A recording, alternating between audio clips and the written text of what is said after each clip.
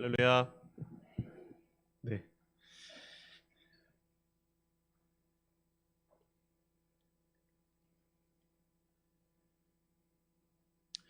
숙제 해 오셨어요? 네. 대답이 없으신 거 보니까 해 오신 걸로 알고. 아, 고린도 전서 우리 지난주까지 배우고 고린도 후서를 읽어 보시니까 좀 느낌이 어떠신가요?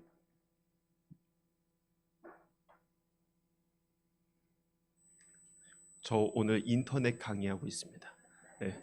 댓글 달고 계시는 거죠? 네.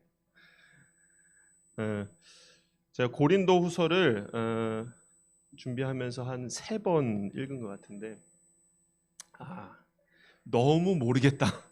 읽어도 너무 어렵다라는 결론을 냈습니다.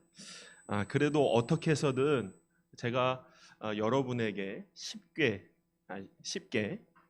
여러분들 이해하실 수 있게 당시 시대 상황과 그리고 바울과 이 고린도 교회의 갈등, 처한 상황들을 최대한 알려고 애쓰고 오늘 이 자리에 섰는데 하나님의 은혜가 저와 여러분 모두에게 있기를 간절히 소망합니다. 우리 29페이지 고린도후서 함께 보도록 하겠습니다. 성경책 꼭 피셔야 돼요. 저는 성경 많이 읽을 거니까요. 성경책 고린도후서 1장부터 피셔서 순차적으로 나가니까 함께 보면서 나가도록 하겠습니다. 이 고린도 후서는요, 고린도 전서를 쓰고 그리고 한 7개월에서 8개월 이후에 다시 한번 고린도 교회를 향해 쓴 바울의 두 번째 편지입니다. 왜 썼을까? 분명 우리가 서신서를 보면 뭐 갈라디아서, 뭐 빌립보서, 뭐 빌레몬서 이런 것처럼 한 편의 편지들도 있는데 왜 굳이 두 편으로 써야만 했을까? 아무래도 이 첫 번째 편지로서는 뭔가 갈등이 해결되지 않았기 때문에 두 번째 편지를 썼던 것입니다. 이 고린도 후서 역시 고린도 전서에서 이제 교회의 갈등 문제들을 다루면서 너희들 이렇게 해야 된다 바울이 그 복음 아래에서 고쳐주는 내용들을 썼는데 이 내용에 반감을 사고 엇나가는 사람들이 있었던 겁니다. 그리고 그 소식을 듣고 바울은 이 고린도 후서를 쓰게 된 것이죠. 그래서 이 고린도 후서는 바울의 간절함이 묻어 있습니다. 계속해서 고린도 교회 성도들에게 호소를 하고 있어요. 제발 이렇게 해라. 나는 너희들한테 이러한 마음으로 하고 있는 거다. 계속해서 간절한 마음으로 호소를 하고 있습니다. 그래서 이 고린도 후서는요, 바울이 어떠한 사람인지가 가장 잘 드러난 서신서예요. 고린도 전서가 교회의 뚜껑을 연 서신이다라고 한다면은 고린도후서는 사도 바울의 마음을 연 책이다라고 할 수가 있는 것이죠. 그래서 다른 서신서에서 볼 수 없는 바울에 관한 아주 많은 것들, 특히 개인적인 것을 이 고린도후서에서 우리는 발견할 수가 있게 됩니다. 우리 뒷장으로 넘겨보시면요. A번에 고린도후서는 연대적으로 그의 13권의 서신서 중에 몇 번째로 기록된 책일까요? 5번째 기록된 책입니다. 그리고 좀 전에 말씀드린 대로 고린도후서는 바울의 가장 개인적인 편지이죠. 자, 저자를 보시면은요, 사도 바울은 자신이 고린도후서의 저자라고 1장 1절에서 직접 밝히고 있습니다. 1장 1절에 이렇게 되어 있죠. 하나님의 뜻으로 말미암아 그리스도 예수의 사도된 바울과 형제 디모데는 라고 하면서 이 두 번째 서신을 자신이 기록했음을 아주 확고히 밝히고 있습니다. 또한 교회의 전통에서도 바울이 이 저자라는 것은 의심할 여지가 없다라고 얘기를 하고 있는 것입니다. 자, 기록 연대와 배경 한번 보도록 할게요. 자, 고린도후서는 주후 57년경 하반기에 기록이 되었습니다. 제가 아까 고린도 전서 이후에 약 7, 8개월 이후에 고린도후서를 기록했다라고 말씀을 드렸는데 그렇다면 고린도 전서는 한 주후 57년 앞에 상반기에 쓰였고 요거는 하반기에 쓰인 서신서인 것이죠. 그리고 B번에 보시면 고린도 교인 중에 회개하지 않은 소수 그룹에 대한 근심이 있습니다. 사실은 자신을 변호하기 위해서 자신의 사도권을 거부하는 이 고린도 그리스도인들에 대해서 사도권을 변호하는 이 서신인데 바로 목적이 이 사람들 때문인 거예요. 소수의 회개하지 않은 이 자신에게 근심을 주고 있는 이 몇몇의 사람들 때문에 지금 이 고린도 후서를 쓰게 된 겁니다. 자, 1번부터 한번 볼게요. 바울과 고린도 교회의 관계를 보시면요. 2차 전도 여행 때 이 고린도, 아덴에서 고린도로 와서 1년 반 동안 있으면서 이 고린도 교회를 개척하게 됩니다. 고린도를 개척할 때 누구와 함께 있었죠? 막간 퀴즈입니다. 누구요? 네? 바울이요? 브리스길라와 아굴라 부부가 함께 천막 깁는 일을 하면서 이 고린도 교회를 세웠습니다. 그런데 이 브리스길라와 아굴라 부부는 사실은 고린도 지역에 전도된 첫사람이 아니에요. 그냥 사역을 같이 한 동역자지 첫 전도 대상자는 누구였을까요? 우리 고린도전서 16장 15절 말씀 함께 보겠습니다. 고린도전서 16장 15절 우리 함께 읽어보도록 할게요. 시작. 형제들아, 스데바나의 집은 곧 아가야의 첫 열매요 또 성도 섬기기로 작정한 줄을 너희가 아는지라 내가 너희를 권하노니. 누구래요? 스데바나. 아가야가 어디죠? 아가야란 이 지방이 있는데 이 아가야의 수도가 어디예요? 고린도예요. 네. 자, 그러면 마게도냐의 수도는 어딜까요? 데살로니가입니다. 잊지 마셔야 돼요. 이 서신서를 우리가 계속해서 보면서 나아가려면 사도행전을 계속해서 기억을 해야 된단 말이에요. 자, 아가야의 수도가 이 고린도인데 아가야의 첫 열매가 누구래요? 스데바나. 그러니까 바울이 동역자인 브리스길라와 아굴라와 함께 전도를 하면서 처음으로 그리스도를 믿게 된 사람이 누구냐? 바로 스데바나라는 사람이었던 것입니다. 자, 그렇게 그 사람을 그렇게 필두로 하여서 교회를 개척하고요. 편지를 쓰게 돼요. 고린도전서 5장의 내용이 뭐죠? 근친상관과 음행과 각종 범죄에 대한 징계를 쓴 것이 바로 고린도전서 5장의 내용입니다.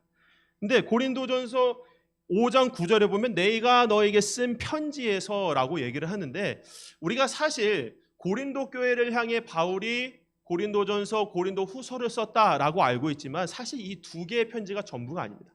이 두 개의 편지 외에도 기록으로 남아있지 않은 편지가 몇 편이 더 있는 거예요. 그래서 고린도전서에 보면은 고린도전서를 기록하기 이전에 먼저 이 죄에 대한 어떤 죄에 대한 명목을 알려주기 위해서 이렇게 하면 안 된다라는 편지를 처음으로 보낸 편지가 있었던 겁니다. 그리고 고린도 교회로부터 답장이 오게 된 것이죠. 그리고 이 답장을 받은 이후에 고린도 교회에 고린도의 첫 번째 편지인 전서를 보내게 되는 거예요. 누구의 손에 의해서? 누구의 손에 편지를 붙들려 보내죠? 디모데의 손에 편지를 붙들려 보냅니다. 자, 이때 고린도전서를 쓸 때 당시에 어디 있었느냐? 에베소에 있었어요. 에베소에서 두란노 서원을 운영하면서 바울이 이 디모데 손에 고린도 전서를 들려서 고린도 교회에 보내게 돼요. 그 고린도 교회가 많은 분열의 위기에 그리고 많은 죄의 문제에 이렇게 놓여 있으니까 이것을 해결하고자 편지를 디모데의 손에 들려서 보내게 된 것이죠. 자, 그래서 이 고린도 전서와 후서의 사이에는 7개월에서 8개월의 기간이 있다고 그랬잖아요. 그럼 디모데가 편지를 전해주고 그곳에서 이 편지를 읽고 고린도 교회가 어떻게 변해가는지를 아마 지켜봤을 거예요. 그리고 그것을 보고 그 내용물을 가지고 디모데가 에베소로 돌아옵니다. 자, 근데 디모데가 이 고린도 교회로부터 있었던 일을 바울에게 얘기할 때 좋은 얘기를 했을까요? 나쁜 얘기를 했을까요? 이렇게 만족스러운 얘기를 했을까요? 실망스러운 얘기를 했을까요? 실망스러운 얘기를 한 거죠. 물론 우리가 아까 소수의 회개하지 않는 사람들 때문에 이 고린도후서를 썼다고 했는데, 그러면 많은 사람이 회개했다라는 얘기입니다. 물론 많은 사람이 회개했으나 전부가 회개하지 않았기 때문에 이것에 대한 안타까운 마음을 가지고 바울에게, 선생님, 고린도 교인들 중에 몇 사람들이 이것을 온전히 회개하지 못하고 오히려 선생님을 거짓말쟁이다, 변덕쟁이다, 선생님을 욕하고 있습니다. 이 소수의 사람, 회개하지 않은 소수의 사람들이 너무나 강한 거예요. 그래서 이 실망스러운 보고를 바울에게 하는 것이죠. 그래서 바울은요, 이 사도행전에 기록되지 않았지만은 우리가 고린도후서 2장 1절에 보시면 이렇게 되어 있습니다. 내가 다시는 너희에게 근심 중에 나아가지 아니하기로 스스로 결심하였노라. 무슨 얘기예요? 근심 중에 한번 이 편지를 받고 고린도 전서에 대한 답신을 받고 고린도 교회를 한번 방문한 거예요. 근데 방문했더니 가관인 거죠. 근심이 더 쌓였어요. 그래서 2장 1절에서 이렇게 얘기해요. 다시는 너희의 근심 중에 너희에게 나아가지 않겠다. 자, 결국 에베소로 돌아온 바울은요, 그를 반대하는 지도자들을 징계하는 내용의 엄중한 편지를 써서 디도를 통해 몇 통의 편지를 다시 보내게 됩니다. 제가 설명을 하지만 답도 좀 적어야 되겠죠. 그래서 5번에는요, 근심 어린 방문을 한번 했다라는 거고요. 그리고 6번에 보시면 바울은 엄중한 편지를 쓴 것입니다. 자, 역시나 고린도전서 5장의 내용을 가지고 이 엄중한 편지를 쓴 거예요. 근데 이 엄중한 편지는 고린도후서가 아닙니다. 또 기록이 없는 또 다른 어떤 편지인 거예요. 자, 그 내용을 보냈는데 엄중한 편지다. 어떤 내용일까요? 책망하는 내용이에요. 그렇게 하면 안 된다. 그렇게 하면 교회에서 떨어져 나갈 수밖에 없다. 그래서 이 편지의 목적은 무엇이냐? 그 남아서 아직 회개하지 않은 소수의 그리스도인들이 회개하기를 바랬던 거죠. 그러나 회개했을까요? 안 했을까요? 안 했던 것이죠. 끝까지 돌이키지 않았어요. 그랬기 때문에 바울이 이 고린도 후서를 제대로 기록해서 이것을 디도의 손에 붙들려서 다시 고린도 교회에 보내게 된 것입니다. 자, 그래서 디도가 이 고린도 후서를 갖다 주고 거기서 어떤 소식을 듣고 돌아오기를 애타게 기다렸어요. 바울이 에베소에서 두란노 서원에서 제자들을 양육하면서 여러 전도 사역들 하면서, 그러나 이 고린도 교회에서 고린도 두 번째 이 후서 편지를 보냈을 때는 온통 신경이 거기 가 있는 거죠. 그래서 디도가 언제 오나 하도 안 오니까 바울은 디도를 만나기 위해서 마게도냐로 가게 됩니다. 마게도냐에서 바울은 디도를 만났고요. 디도가 이번에는 전반적으로 긍정적인 소식을 갖고 오게 됩니다.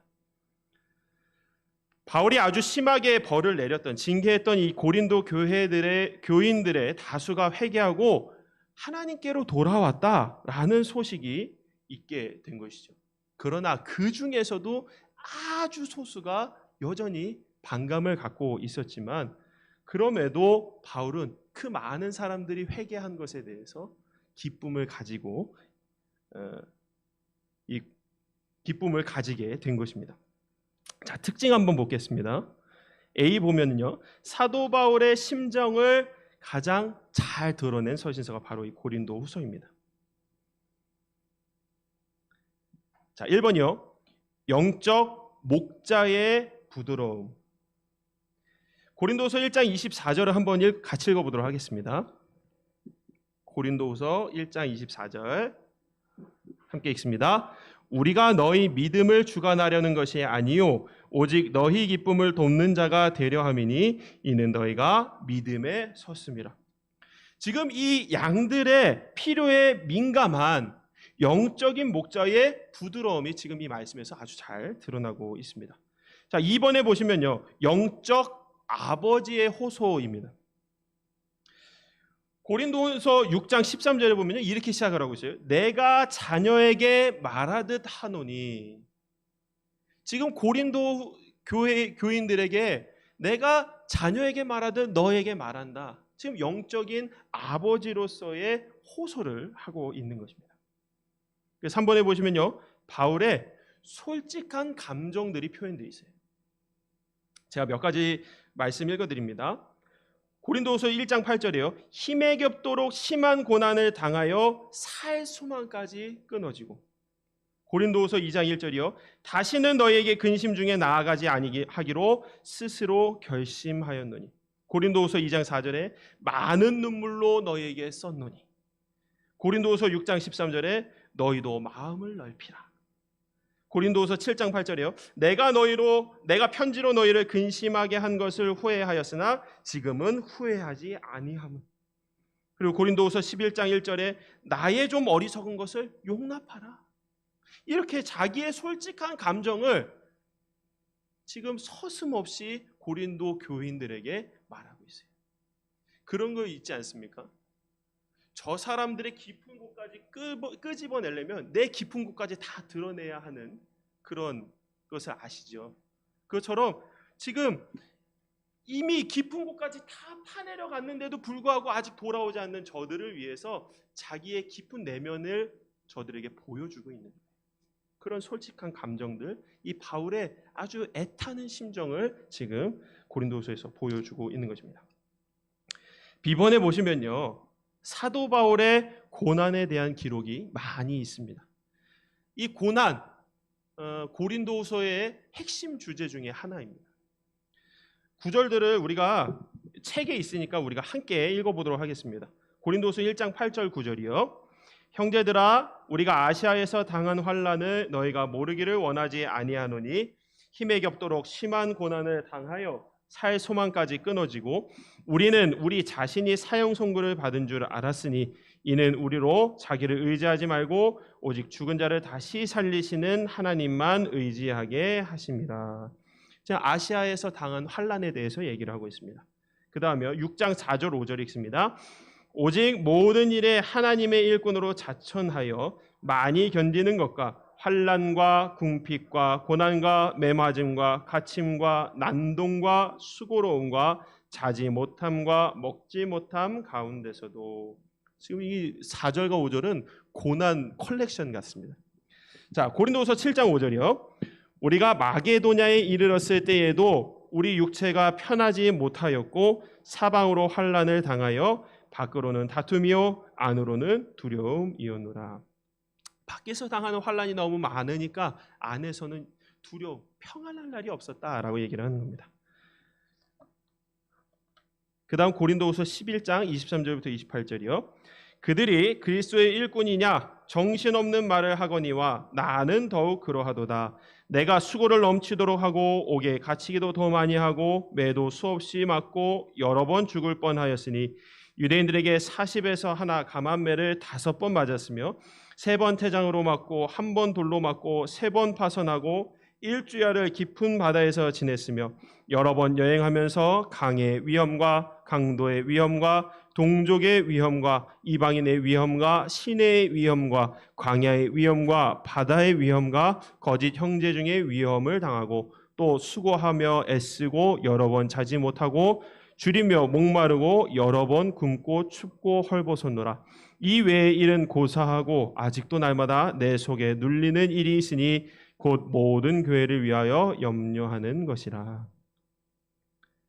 이 말씀 보면 죽지 않은 게 신기하지 않으세요?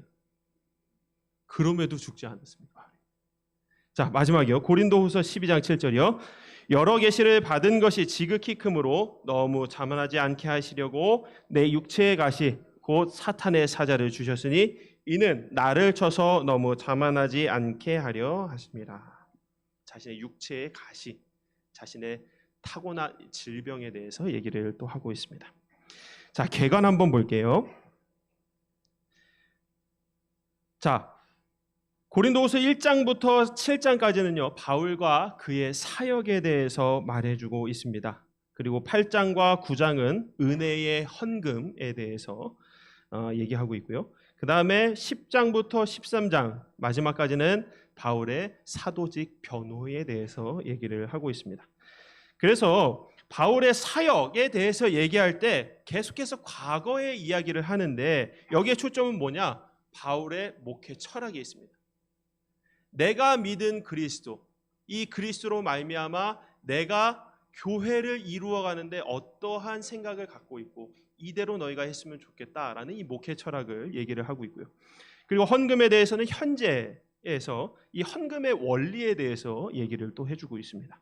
그리고 바울의 사도직 변호는 미래, 자신이 3층 천에 갔다 왔다 뭐 이런 얘기를 하면서 바울의 이 사도로서의 자격을 얘기를 하고 있습니다. 그래서 강조하는 것은 무엇이냐? 바울의 사역에서는 그리스도만 전파한다. 은혜로우면서도 아주 담대한 어조로 얘기를 합니다. 그리고 헌금에 대해서 얘기할 때는 즐겨내는 자를 사랑하신다. 그러면서 자신감 있는 어조로 얘기를 합니다. 그리고 사도직 변호에 대해서 얘기할 때는 내가 부끄럽지 아니하며 라고 하며 방어적이면서 또한 강한 어조로 얘기를 하고 있습니다. 서론으로 넘어가서요. 고린도후서 1장 1절과 2절에는 바울의 서신서의 트레이드 마크죠. 안부 인사를 전하고 있습니다. 하나님의 뜻으로 말미암아 그리스도 예수의 사도된 바울과 형제 디모데는 고린도에 있는 하나님의 교회와 온 아가야에 있는 모든 성도에게 하나님 우리 아버지와 주 예수 그리스도로부터 은혜와 평강이 있기를 원하노라. 안부 인사를 전합니다. 그러면서 바울과 그의 사역에 대해서 7장까지 쭉 설명하는데 바울이 단지 그의 삶뿐만이 아니라 다른 사람의 유익을 위한 사도 바울의 모든 삶의 경험, 이것은요 하나님께 완전히 엎드린, 그때 당시에 내가 종이다라고 스스로 말하기가 부끄러운 그러한 시대에서 스스로 하나님의 종으로서의 삶을 살고 있는 자신을 드러내고 있습니다. 그래서 첫 번째 주제가 뭐냐? 고난과 위로예요. 고난은 좀 전에 말씀드린 것처럼 고린도 후서의 주제이면서요 바울 서신 전체의 주제이기도 합니다.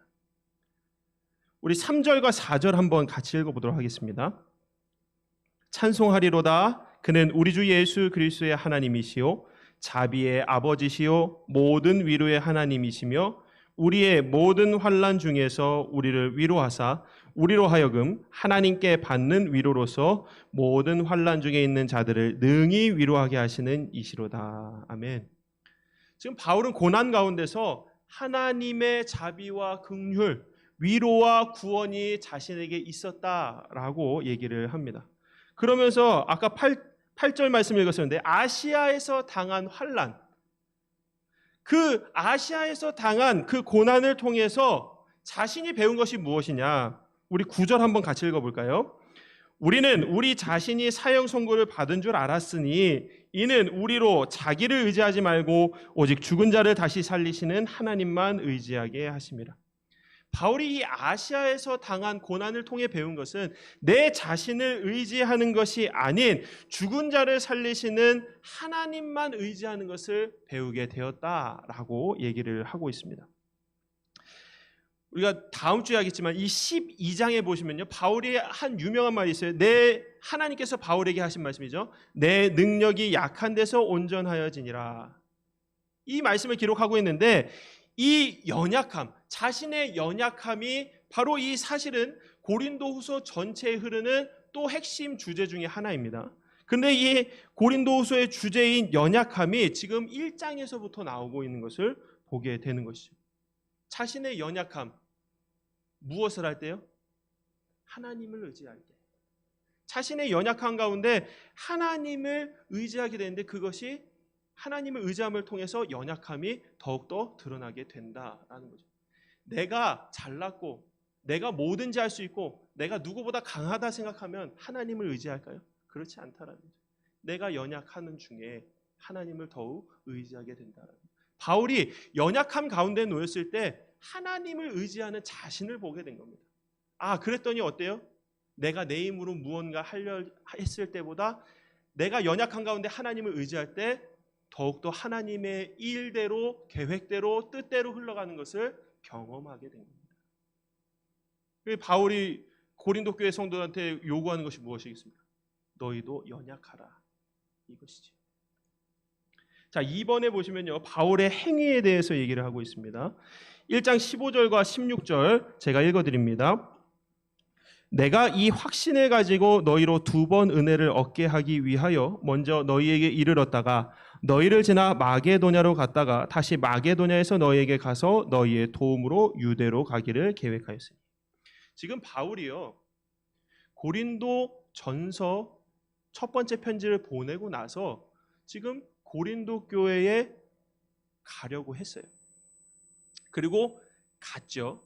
그리고 그때 갔을 때의 그 방문한 마음이 어떤 마음이었다 그랬어요? 근심 어린 방문이라고 그랬어요. 그 방문을 하고 엄중한 편지를 다시 보냈습니다. 편지를 보내고 사실은 다시 고린도 교회를 방문하려고 했던 것이죠.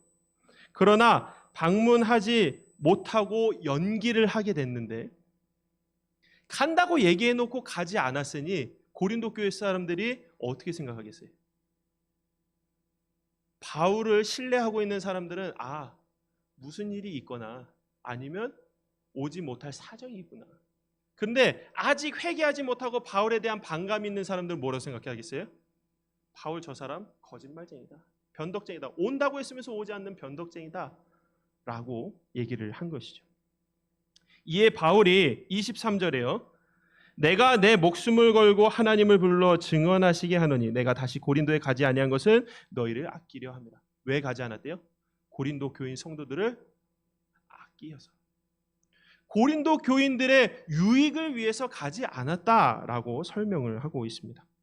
그러면서 2장 1절부터 4절의 내용을 보면은 이 바울의 엄중한 편지를 통해서 바울은 이 성도들이, 아직 회개하지 않은 성도들이 회개하기를 바랬고, 그래서 바울이 고린도 교회 방문했을 때 원망이 아니라 기쁨으로써 자신을 맞이해 주기를 바랬던 것이죠. 2절 말씀해 보시면요, 근심하게 한 자밖에 나를 기쁘게 할 자가 누구냐? 이 말이 무슨 뜻입니까? 이 바울의 엄중한 편지, 책망을 듣고 회개하는 자가 바울을 기쁘게 하는 자죠. 돌아왔으니 얼마나 기쁘겠습니까? 그러나 3절에 보면은 나를 기쁘게 할 자로부터 도리어 근심을 얻을까 염려하며. 이게 무슨 말이죠? 마땅히 회개해야 될 사람들이 회개하지 않고 있을 때 오히려 그 마음에 기쁨을 얻어야 되는데 그 사람들로 인하여 근심을 얻게 된다라고 얘기를 하고 있는 것입니다. 그러나 아직 회개하지 않은 이 소수의 사람들이 있었기에 바울은 이 고린도 교회 방문을 연기하게 된 것이고, 그래서 나는 거짓말쟁이가 아니다, 언젠간 갈 것이다, 그러니 회개하고 있어라, 이 말입니다. 고린도전서 2장 5절부터 11절까지의 내용은 이 회개하지 아니한 자가 지금 바울에게만 근심이 아니라 사실은 이 고린도 교회 전체에 근심이 되고 있다라고 얘기를 하고 있는 것이죠. 그러나 이들이 근심이 된다고 해서 이들을 배척하거나 이들을 손가락질하거나 하는 것이 아니라 오히려 그들을 용서하고 사랑하라고 나머지 회개하여 돌아온 그 사람들에게 권면을 하고 있는 것입니다. 지금 바울은요, 고린도 전서의 주제였던 이 교회 일치의 목적을 이 고린도 후서에서도 보여주고 있는 거예요. 고린도 교회가 회복해야 되는데, 회복을 권면하고 있는데 무엇을 위한 회복이에요? 교회가 하나 되기 위한 회복인 거예요. 지금 아직도 회개하고 있지 않은 이 사람들과 너희가 나뉘는 게 아니라 하나가 되어라, 감싸줘라, 지금 이 얘기를 하고 있는 것입니다. 자, 3번 바울의 목회 철학에 대해서 함께 보도록 하겠습니다. 자, A번 보시면요, 하나님의 선하심에 대한 감사에 대해 나와 있는데요, 바울이 이 고린도로 가기 전에 2차 전도 여행 당시에, 고린도를 아예 처음 가기 이전에 2차 전도 여행 당시에 이 드로아에서 디도를 만나기로 한 적이 있다라고 얘기를 합니다. 그러나 만나지 못하고 마게도냐, 드로아에서 마게도냐인 환상을 보게 됐잖아요. 그래서 마게도냐로 가게 되었는데, 그때 디도를 만나지 못해서 낙심하는 이 마음을 통해서 하나님의 선하심과 그리고 이 낙심을 이기게 하시는 하나님에 대한 감사함을 배웠다라고 얘기를 합니다. 그러면서 새 언약에 대해서 이어서 얘기하고 있는데요. 이 새 언약은 무엇이냐? 바로 그리스도의 복음을 얘기합니다. 이 그리스도의 복음과 지금 율법, 옛 언약, 모세 율법을 지금 비교해서 얘기를 해주고 있는데요. 새 언약이 이 바울의 목회 철학에 얼마나 큰 영향을 끼쳤는지를 지금 얘기를 하고 있습니다. 하나님이 처음 모세 율법을 사람들에게 주셨을 때에 은혜 가운데 그 율법을 주셨을지라도 사실 그 율법은 죄를 드러냈고 이 율법으로는 죄를 극복할 수가 없었습니다.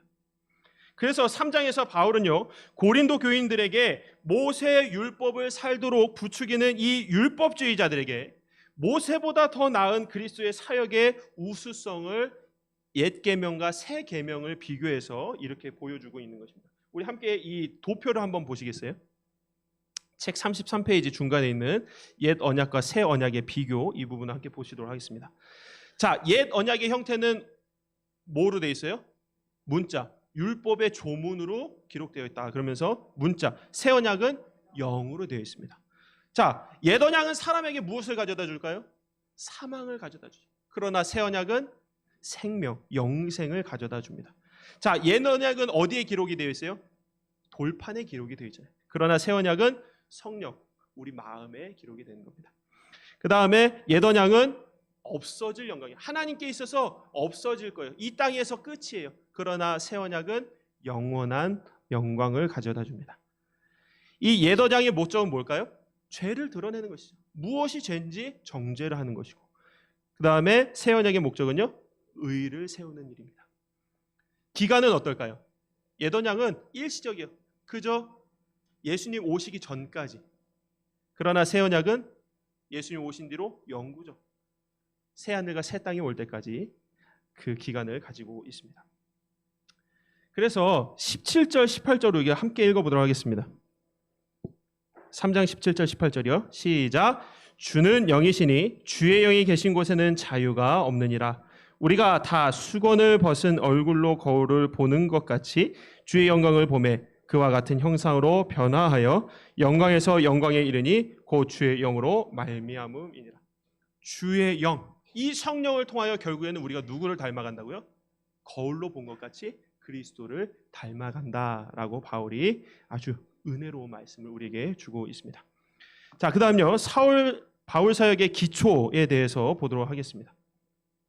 4장 5절을 보시면요, 우리는 우리를 전파하는 것이 아니라 오직 그리스도 예수의 주 되신 것과 또 예수를 위하여 우리가 너희의 종된 것을 전파함이라. 이 바울 사역의 기초는 무엇이냐면요, 바로 예수 그리스도입니다. 그래서 4장 6절에서요, 하나님께서 예수 그리스도의 얼굴에 있는 하나님의 영광을 아는 빛을 우리 마음에 비추셨느니라 라고 말하면서 이 7절부터 복음 사역들의 고난과 고난을 통한 확신에 대해서 얘기를 하고 있습니다. 자, 뒤로 넘겨보시면요, 자, 복음 사역들의 고난과 고난을 통한 확신에 대해서 보는데요, 바울은 지금 7절에서 우리를 무엇에 비유하고 있죠? 질그릇에 비유하고 있습니다. 질그릇은 어떤가요? 깨지기 쉽죠. 그래서 질그릇은 연약하다. 질그릇과 같은 우리는 연약하다라고 얘기하는 거죠. 그러나 이 질그릇 속에는 6절에서 말하는 하나님의 영광을 아는 빛, 7절에서는 보배라고 하는데 이것이 무엇일까요? 복음입니다. 복음이 연약한 우리 가운데 있다라는 것이죠. 연약한 우리 가운데 복음을 주셨는데 이 복음에는 심히 큰 능력이 있다라는 것입니다. 여기서 바울은 다시 한번 자신의 실패함과 연약함에 대해서 얘기를 합니다. 그 연약함과 실패는 그에게 더욱더 이 복음에 대한 큰 확신을 주면서 이 연약함과 실패가 하나님의 영광을 드러내기 위해 존재하기 때문에 너희들도 어떤 상황에서도 낙심하지 말고 이 관점을 보이는 것에서 보이지 않는 것으로 그 초점을 옮겨야 된다라고 얘기를 하고 있습니다. 그러면서요, 이 복음에 대해서 질그릇과 비교하여서 네 가지를 얘기를 해주고 있습니다. 또 한번 도표를 34페이지 맨 위에 있는 도표를 보면서 한번 보도록 하겠습니다. 자, 질그릇은요 어떻대요? 사방으로 우겨쌈이 아니라 우여쌈입니다. 우겨쌈을 당한다. 이렇게 사방에서 몰려와서 이렇게 꼼짝달싹 못하게 움직이지 못하게 한다는 거죠. 그러나 복음은 어떻습니까? 그것을 쌓이지 않는다. 쌓이지 않게 한다는 거죠. 그 질그릇인 우리는 어떻습니까? 평소에 이러한 답답한 일들을 많이 당해요.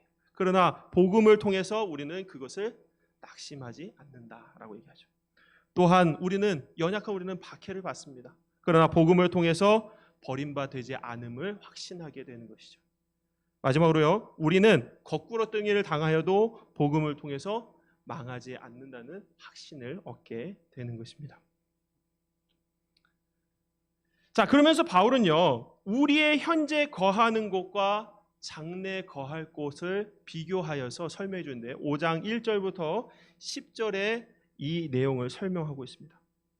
모든 그리스도인은 영원한 몸을 받게 될 것인데 그 일의 보증이 바로 성령 하나님이시다.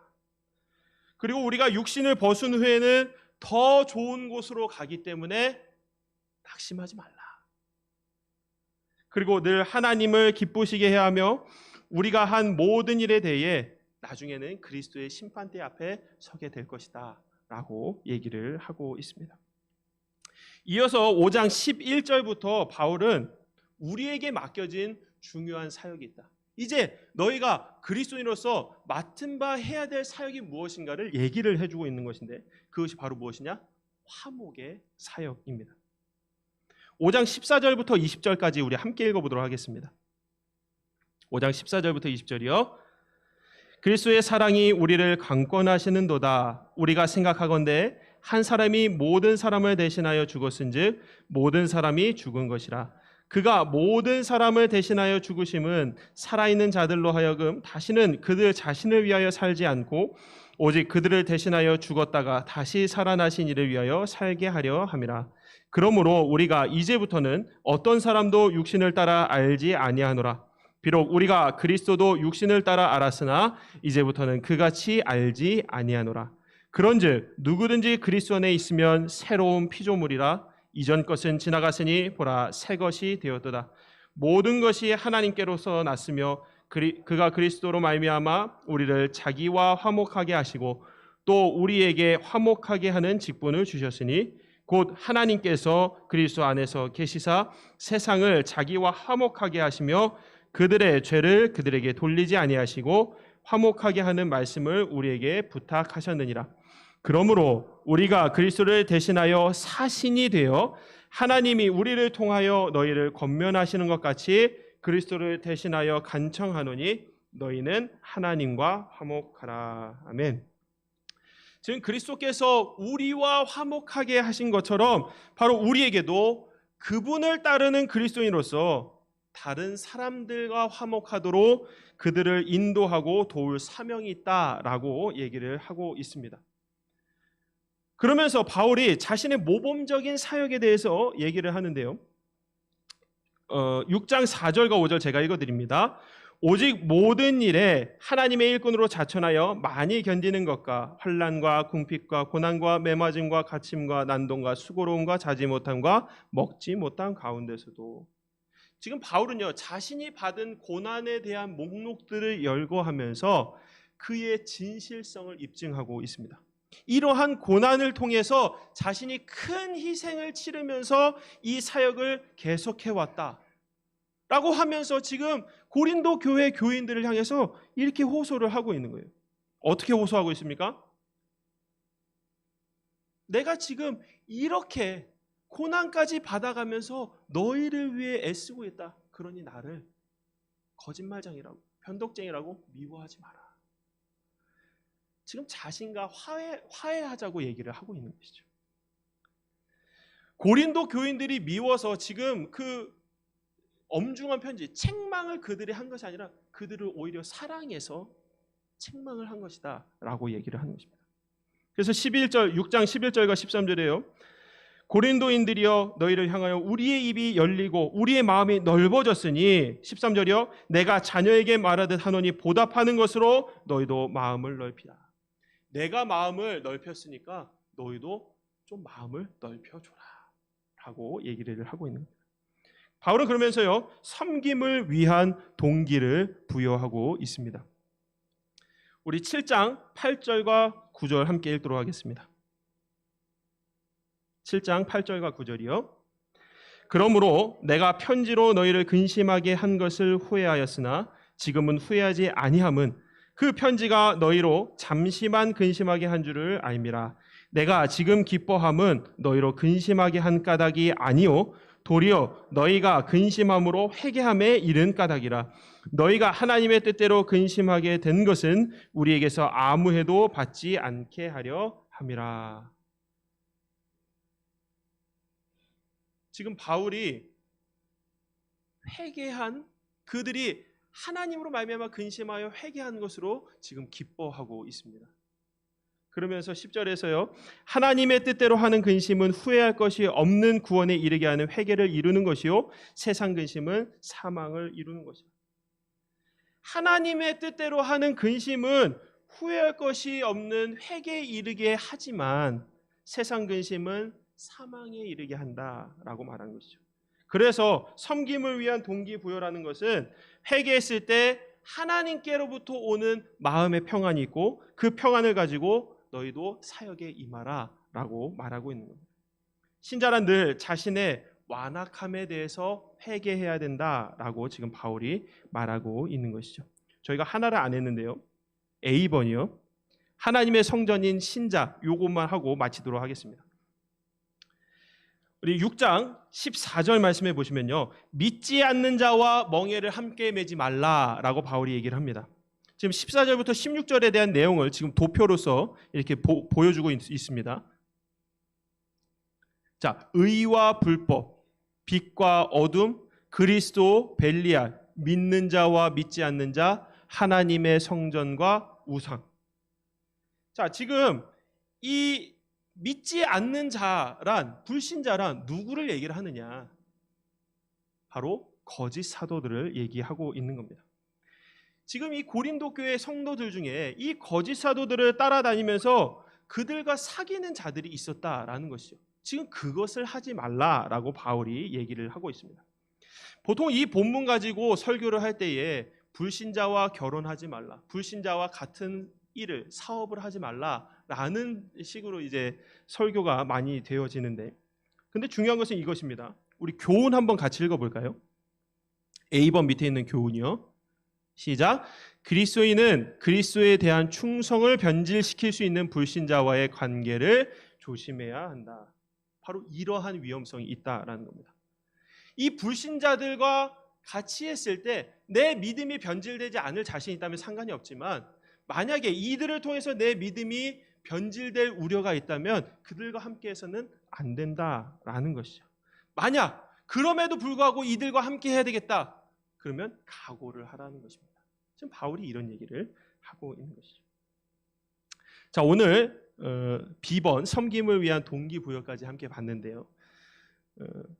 바울이요, 지금 고린도후서에 남아있는 그 소수의 자신의 마음에 근심을 주는 자들을 정말 그들이 싫어서, 그들이 아예 교회를 나갔으면 좋겠어서 그러한 마음으로 지금 이 편지를 쓰고 있는 것이 아니라 그들이 제발 끝까지 돌아오기를 바라면서 아버지의 마음으로 그들을 포기하지 않고 있는 것을 보고 있습니다.